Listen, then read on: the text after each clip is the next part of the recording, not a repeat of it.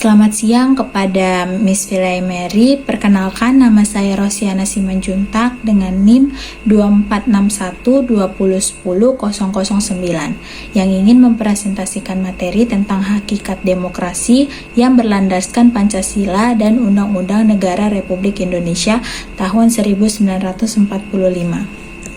Hakikat demokrasi. Hakikat demokrasi adalah sistem pemerintahan yang menempatkan sebagai pemegang kedaulatan tertinggi. Demokrasi berasal dari bahasa Yunani, yaitu demos atau rakyat dan kratos atau kekuasaan, yang berarti pemerintahan dari rakyat, oleh rakyat, dan untuk rakyat. Demokrasi berlandaskan Pancasila dan Undang-Undang Negara Republik Indonesia 1945 yang menekankan nilai-nilai seperti musyawarah untuk mufakat, keadilan sosial, serta penghormatan terhadap hak asasi manusia.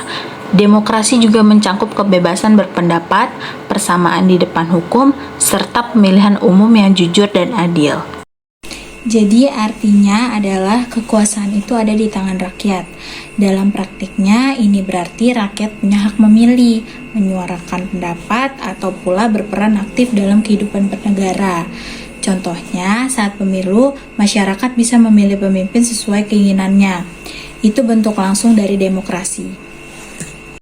Konsep dan urgensi demokrasi Pancasila. Demokrasi memiliki makna sebagai sistem pemerintahan yang memberikan rakyat hak untuk berpartisipasi dalam pengambilan keputusan melalui wakil-wakilnya yang dipilih secara bebas. Demokrasi juga menjamin kebebasan berbicara, beragama, berpendapat, berserikat, serta menjunjung tinggi hukum dan hak asasi manusia. Di slide ketiga ini, demokrasi di Indonesia itu tidak hanya soal kebebasan, tetapi juga tanggung jawab dan keadilan. Nilai seperti gotong royong dan mufakat menjadi bagian dari cara kita berdemokrasi. Contohnya ketika ada sidang desa atau musyawarah mufakat dan itu mengambil solusinya bersama-sama. Menurut USIS tahun 1995, demokrasi memiliki 11 pilar utama, seperti kedaulatan rakyat, perlindungan hak minoritas, pemilu bebas, dan supremasi hukum. Sementara itu, menurut Solusi tahun 2006, demokrasi Indonesia memiliki 10 pilar utama yang berlandaskan Pancasila. Salah satunya adalah demokrasi yang berketuhanan. Demokrasi Indonesia memiliki karakteristik terdemokrasi, yaitu demokrasi yang tidak sekuler tetapi berlandaskan nilai-nilai ketuhanan yang Maha Esa. Jadi pilar USIS itu adalah lebih ke umum, seperti pemilu bebas dan perlindungan hak asasi manusia atau HAM. Sanusi itu lebih menekankan aspek religius.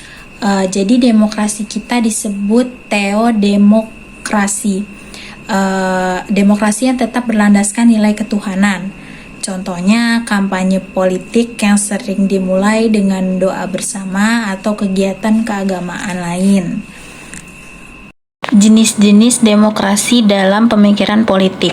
Carlos Alberto Torres tahun 1998 membagi demokrasi ke dalam dua aspek utama, yaitu formal demokrasi dan substantif demokrasi.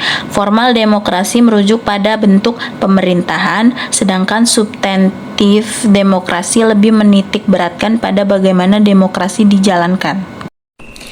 Jadi di slide ini yaitu formal lebih fokus ke struktur demokrasi, seperti contohnya adanya DPR atau pemilu. Substantif itu bagaimana demokrasi itu benar-benar dijalankan, apakah rakyat didengar atau kebijakan adil. Contohnya pemilu boleh ada di formal, tapi jika hasilnya tidak mencerminkan suara rakyat. Kalau substantif, maka demokrasinya yang lemah. Beberapa bentuk demokrasi dalam praktik politik antara lain nomor 1, demokrasi perlindungan atau protektif demokrasi yang menitik beratkan pada kepentingan ekonomi pasar. Yang kedua, demokrasi pengembangan atau developmental demokrasi yang menekankan partisipasi rakyat dalam pembangunan diri. Yang ketiga, demokrasi keseimbangan atau equilibrium demokrasi yang menyeimbangkan partisipasi rakyat dan stabilitas politik.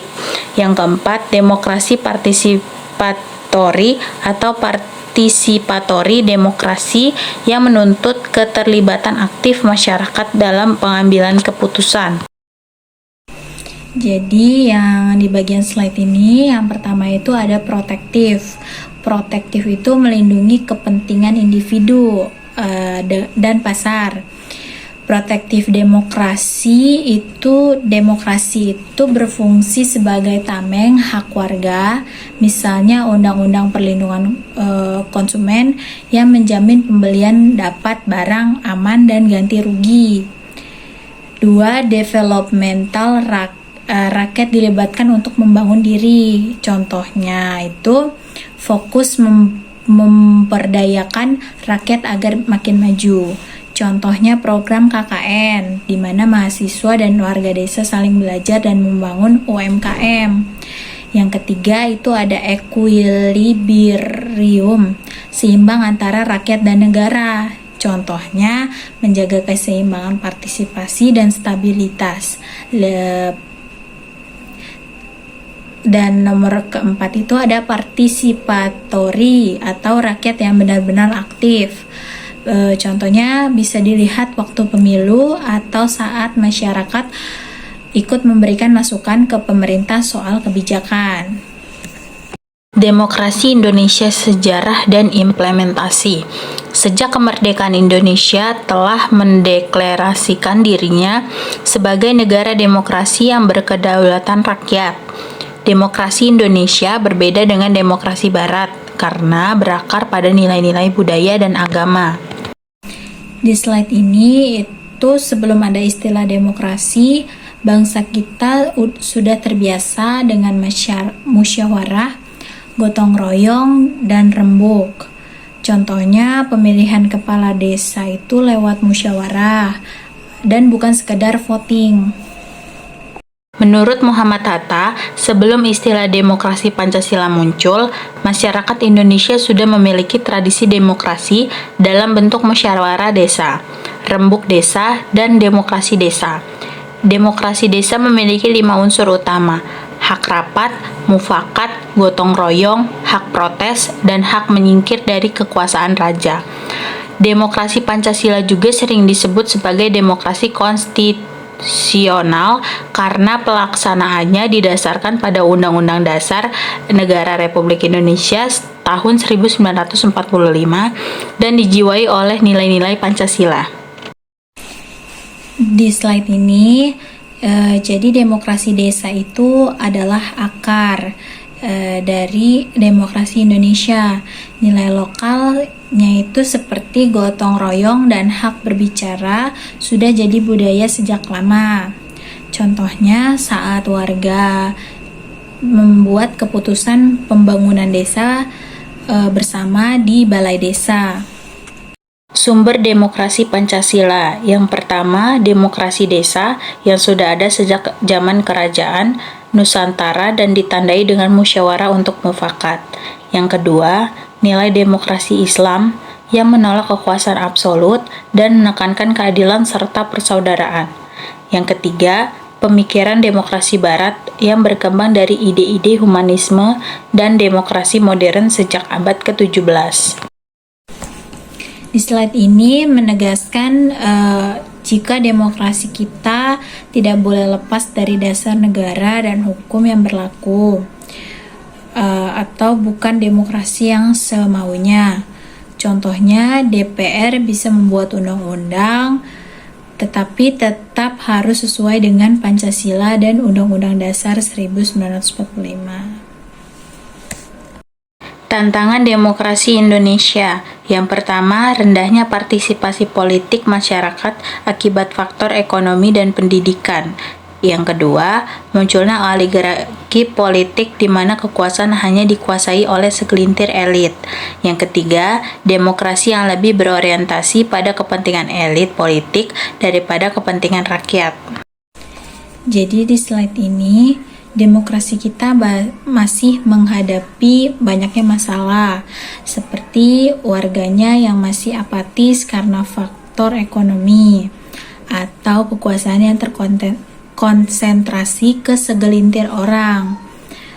Contohnya politik uang atau pemilu, atau bisa juga keputusan penting yang cuma dibuatkan untuk orang-orang elit tanpa melibatkan rakyat.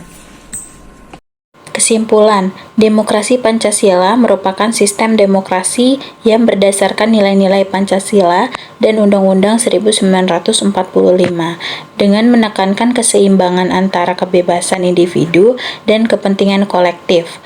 Demokrasi ini bukan sekadar sistem pemerintahan, tetapi juga menjadi bagian dari budaya politik bangsa Indonesia.